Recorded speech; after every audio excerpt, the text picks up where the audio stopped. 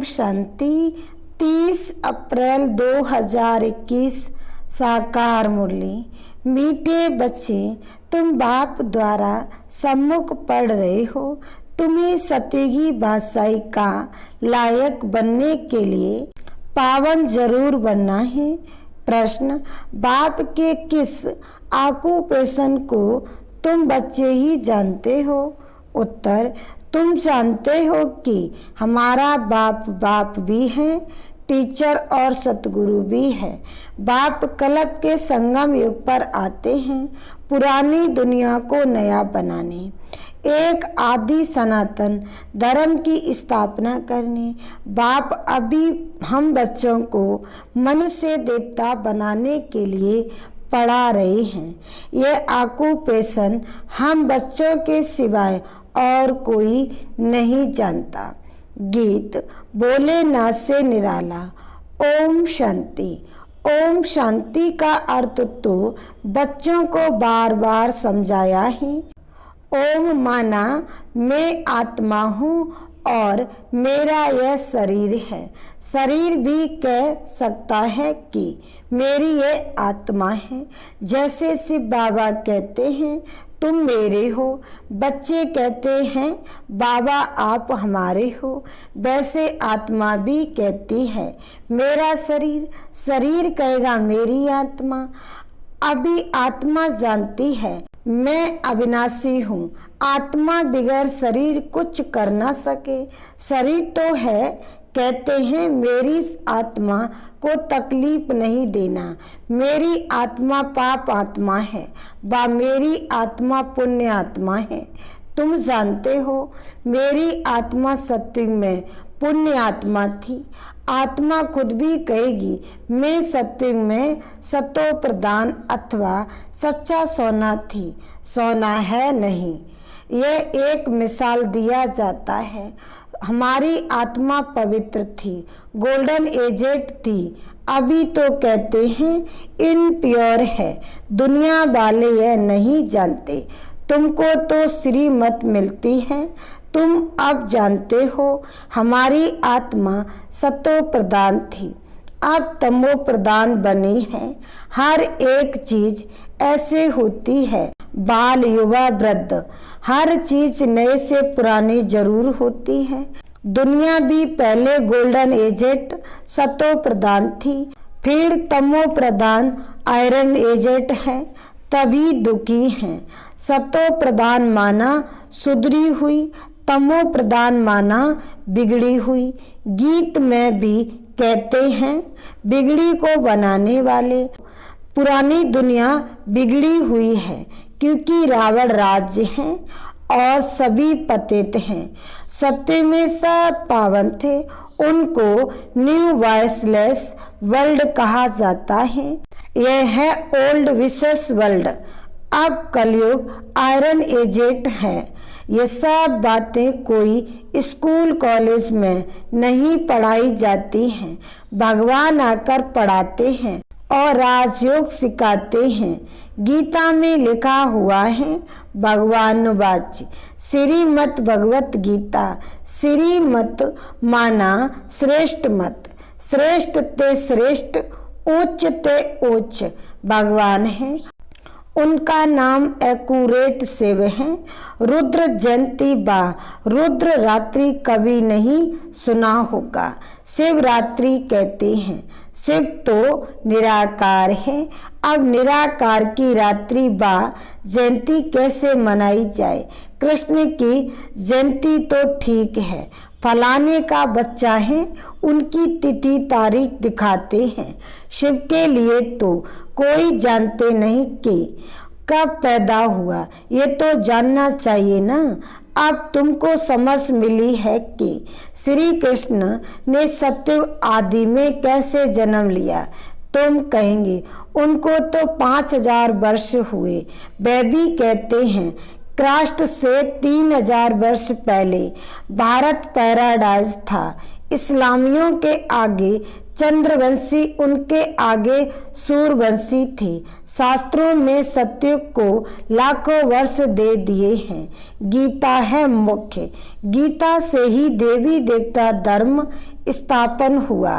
वह सतयुग त्रेता तक चला, अर्थात गीता शास्त्र से आदि सनातन देवी देवता धर्म की स्थापना परम पिता परमात्मा ने की। फिर तो आधा कल्प ना कोई शास्त्र हुआ, ना कोई धर्म स्थापक हुआ। बाप ने आकर ब्राह्मणों को देवता क्षत्रिय बनाया। गोया बाप 3 धर्म स्थापन करते हैं। यह है लीप धर्म। इनकी आयु थोड़ी रहती है। तो सर्वशास्त्रमयी शिरोमणि गीता भगवान ने गाई है।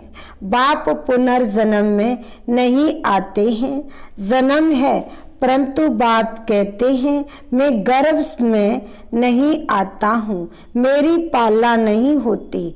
सत्युग में भी जो बच्चे होते हैं वह गर्भ महल में रहते हैं।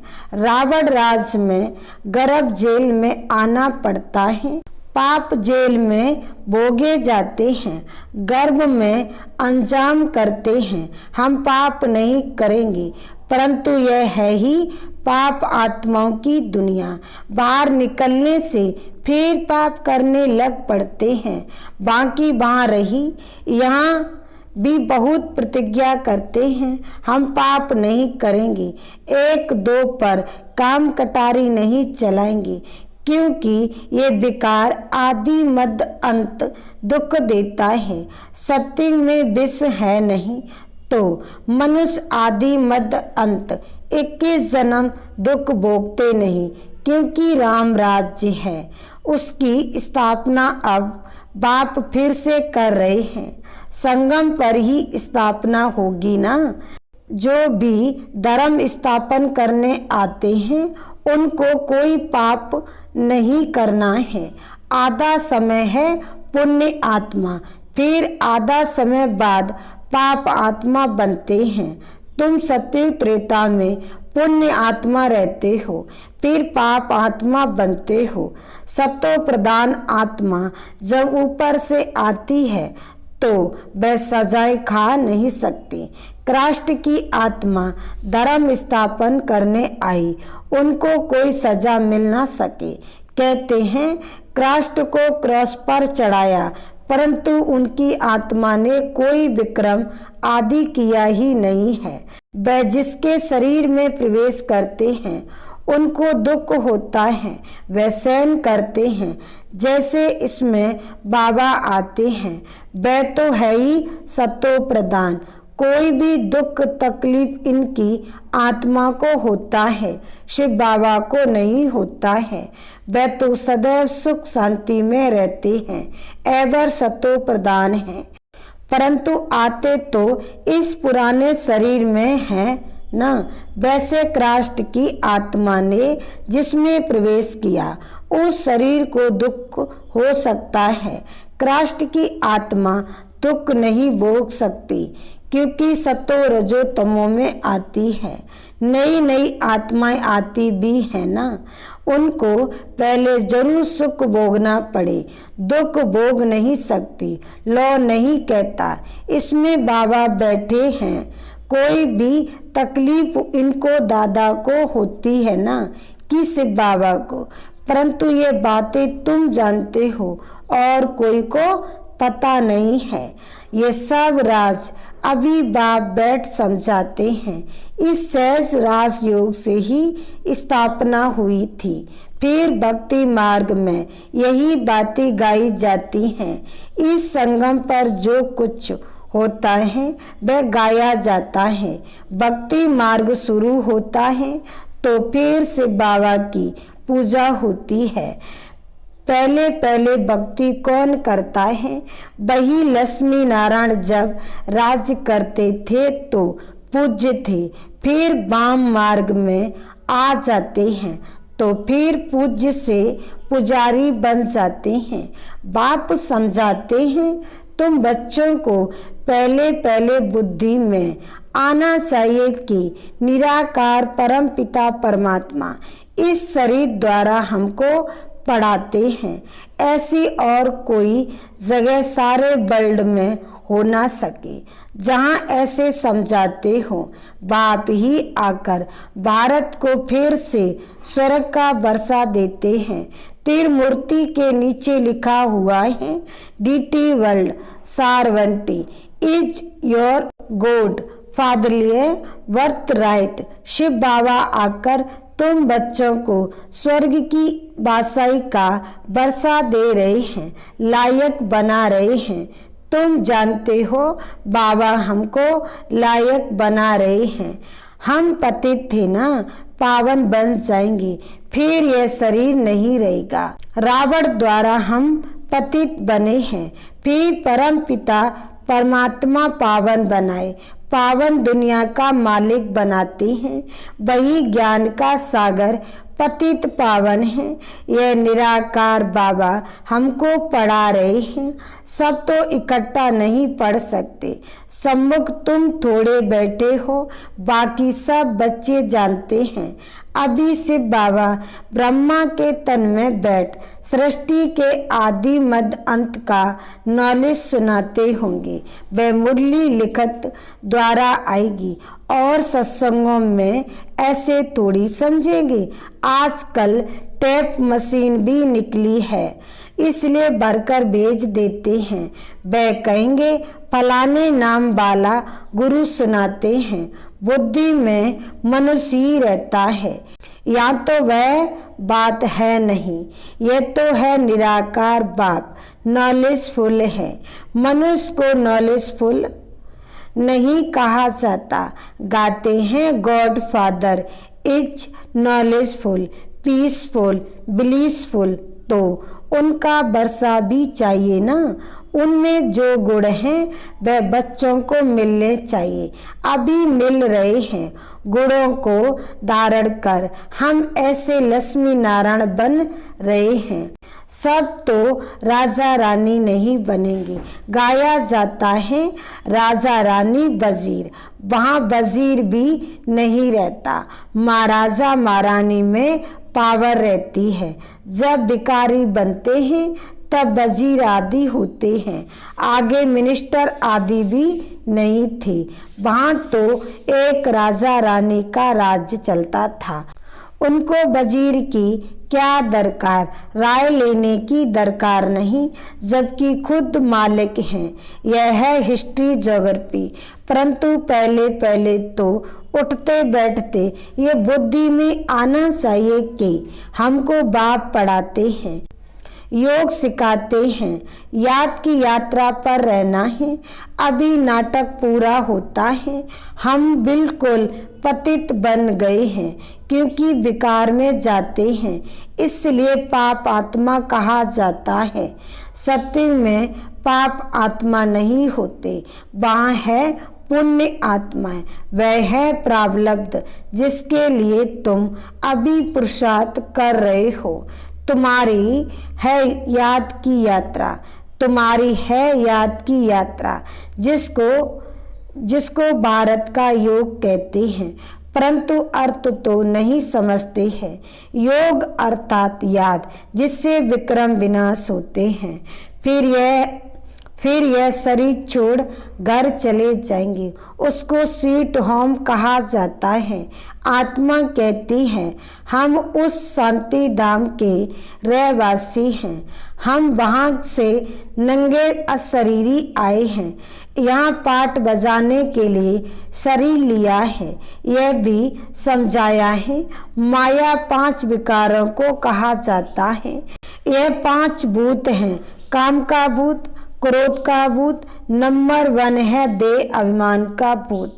बाप समझाते हैं सत्य में यह विकार होते नहीं है। उसको निर्विकारी दुनिया कहा जाता है। विकारी दुनिया को निर्विकारी बनाना ये तो बाप का ही काम है। उनको ही सर्वशक्तिमान, ज्ञान का सागर, पतित पावन कहा जाता है। इस समय सब भ्रष्टाचार से पैदा होते हैं। सत्य में है ही बायसलेस दुनिया। बाप कहते हैं अब तुमको विशेष से बायसलेस बनना है। कहते हैं इस बगैर बच्चे कैसे पैदा होंगे। बाप समझाते हैं अभी तुम्हारा यह अंतिम जन्म है, मृत्यु लोक ही खत्म होना है, फिर इसके बाद भिखारी लोग होंगे नहीं। इसलिए बाप से पवित्र बनने की प्रतिज्ञा करनी है। कहते हैं बाबा हम आपसे वर्षा अवश्य लेंगे। वह कसम उठाते हैं झूठा। गॉड जिसके लिए कसम उठाते हैं उसको तो जानते नहीं, वह कब कैसे आता है, उनका नाम रूप देश काल क्या है, कुछ भी नहीं जानते। बाप आकर अपना परिचय देते हैं। अभी तुमको परिचय मिल रहा है। दुनिया भर में कोई भी गॉड फादर को नहीं जानते।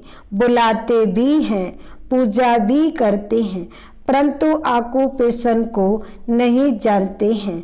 अभी तुम जानते हो परम पिता परमात्मा हमारा बाप टीचर सतगुरु है। ये बाप ने खुद परिचय दिया है कि मैं तुम्हारा बाप हूँ। मैंने इस शरीर में प्रवेश किया है। प्रजापिता ब्रह्मा द्वारा स्थापना होती है। किसकी? ब्राह्मणों की।